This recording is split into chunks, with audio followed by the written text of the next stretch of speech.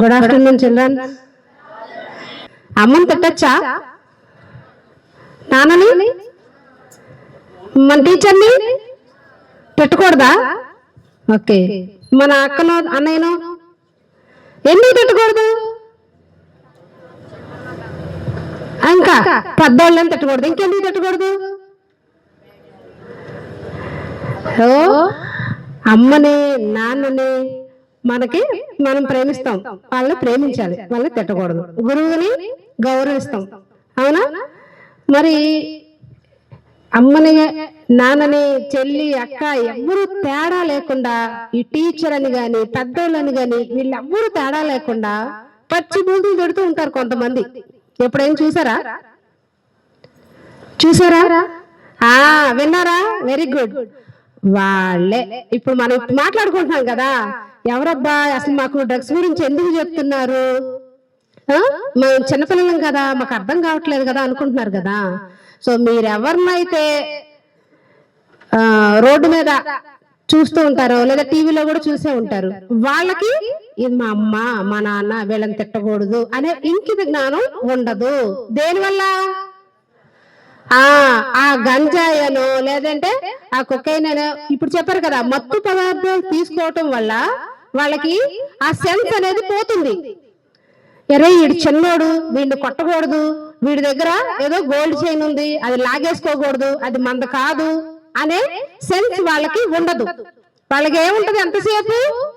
వాళ్ళకి ఒక ఆ మత్తుని ఎప్పటికప్పుడు తీసుకోవాలి అనే ఒక ఆరాటం ఉంటది అనమాట. దానికి ఏం కావాలి? ఎక్కువ డబ్బులు కావాలి, అవునా?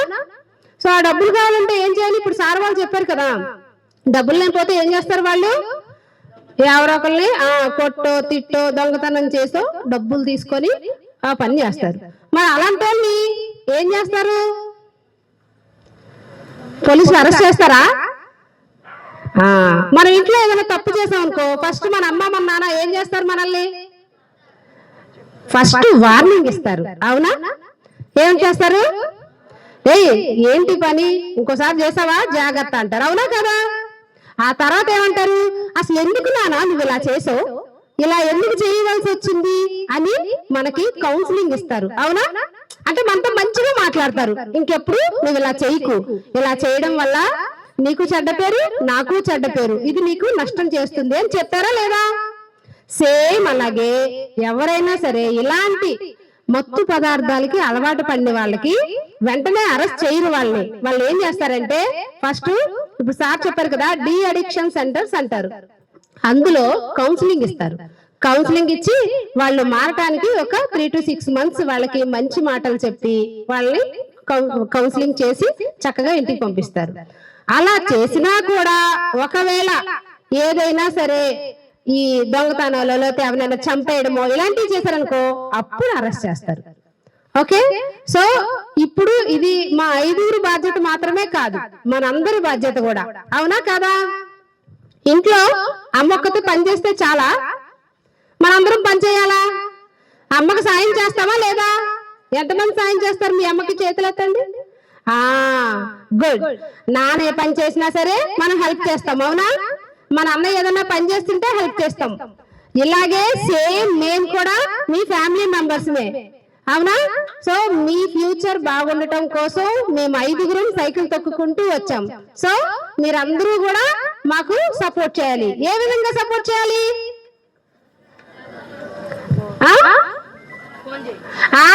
ఫోన్ చేయాలి. Very good.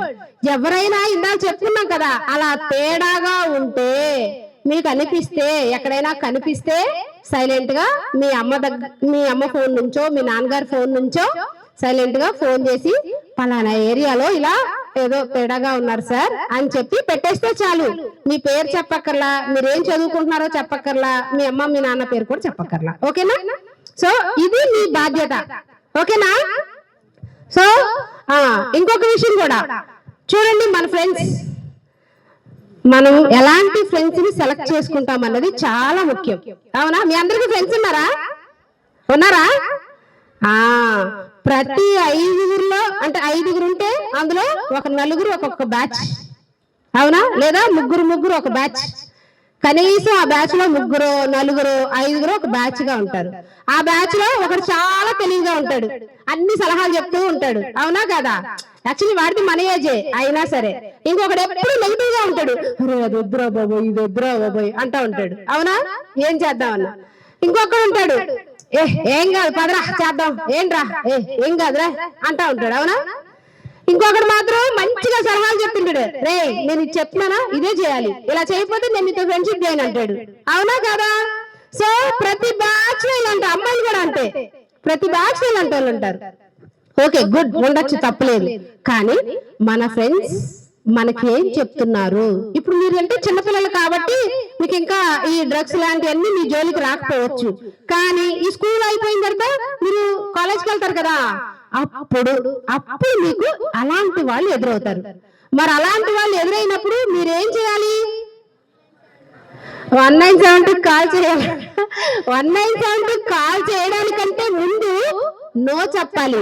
ఇది బాగా బ్రెయిన్ లో గుర్తు పెట్టుకోవాలి. అందుకే మీకు ఇంత చిన్నప్పుడే మేము చెప్తున్నాం. ఎందుకు?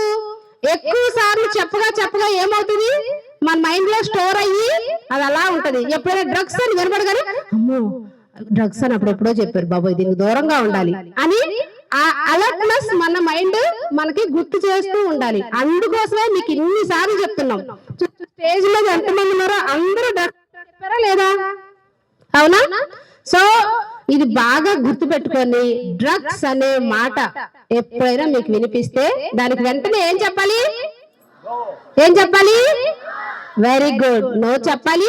అలాగే మీకు ఎవరైనా ఎదురైతే మాత్రం ఖచ్చితంగా ఫోన్ చేసి చెప్పాలి, ఓకేనా?